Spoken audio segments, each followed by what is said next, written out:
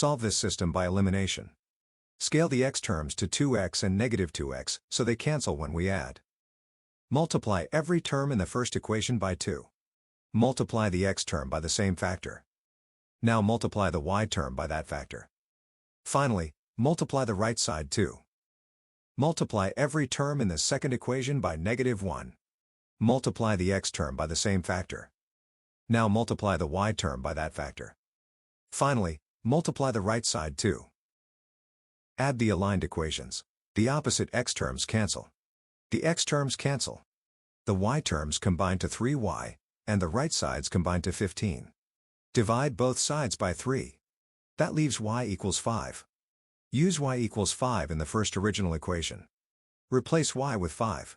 The remaining x term equals negative 2. X equals negative 2. The solution is x equals negative 2 and y equals 5. It makes both original equations true.